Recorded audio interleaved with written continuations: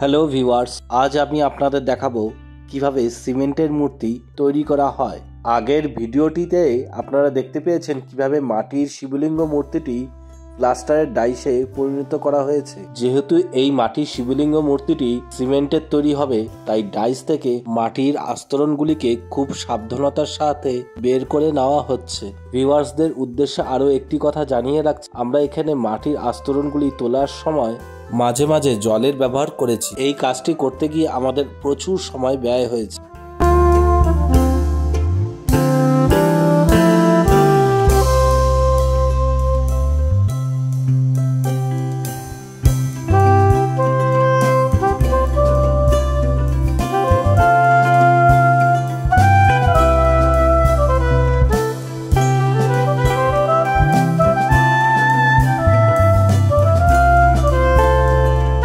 এখন আপনারা দেখতে পাচ্ছেন সম্পূর্ণ ডাইস থেকে মাটির আস্তরণ বের করে নেওয়া হয়েছে।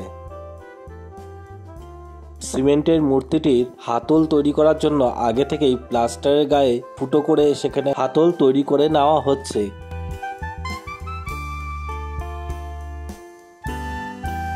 আমরা এখানে প্রথমে বিড়লা হোয়াইট সিমেন্ট ইউজ করেছি। একটি পাত্রের মধ্যে আমরা হোয়াইট সিমেন্টটি ভালো করে জল দিয়ে গুলিয়ে নিয়েছি।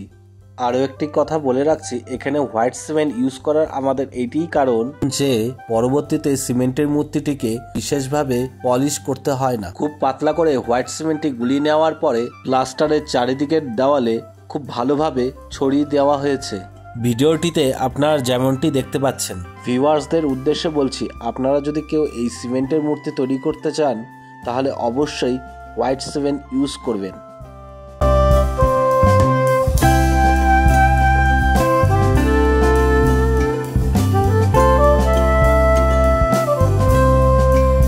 প্লাস্টারের ডাইসটির গায়ে হোয়াইট সিমেন্ট ছড়িয়ে দেওয়ার পর আমরা সেখানে 10 থেকে 15 মিনিট অপেক্ষা করার পর সিমেন্ট, বালু, পাথরের কংক্রিটের মিশ্রণটি ডাইসটির উপর দেওয়া হচ্ছে। আমরা এখানে কংক্রিটের পাথরটি 3-4 পাথর ইউজ করেছি, যেটা সব থেকে ছোট পাথর আছে সেই পাথরটি ইউজ করেছি আমরা। সিমেন্ট, বালু, পাথরের ভাগটি 3-1 ভাগে দেওয়া হয়েছে।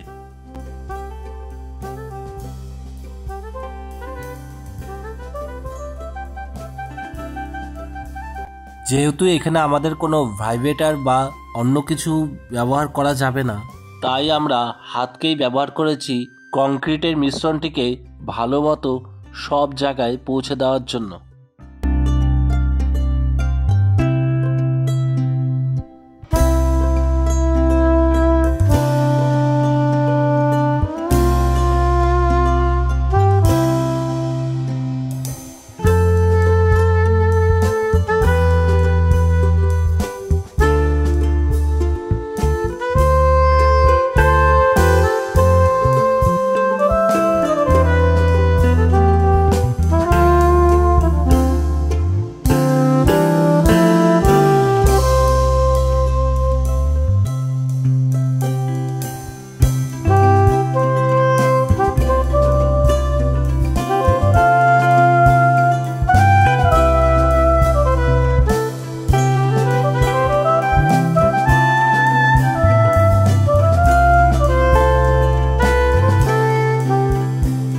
আগে থেকে তৈরি করে রাখা লোহার জালিটি কংক্রিটের মিশ্রণটির উপরে বসিয়ে দেওয়া হয়েছে।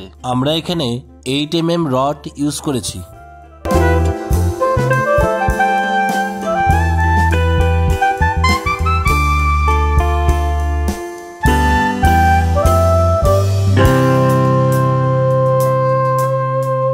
জালিটির উপরে কংক্রিটের মিশ্রণটি ভালো মতো হাত দিয়েই ছড়িয়ে দেওয়া হচ্ছে। অসংখ্য ধন্যবাদ আপনাদের ভিডিওটি সম্পূর্ণ দেখার জন্য। ভিডিওটির নেক্সট পার্ট খুব শিগগিরই আসছে। আর চ্যানেলে যদি কেউ নতুন হয়ে থাকেন অবশ্যই চ্যানেলটি সাবস্ক্রাইব করুন।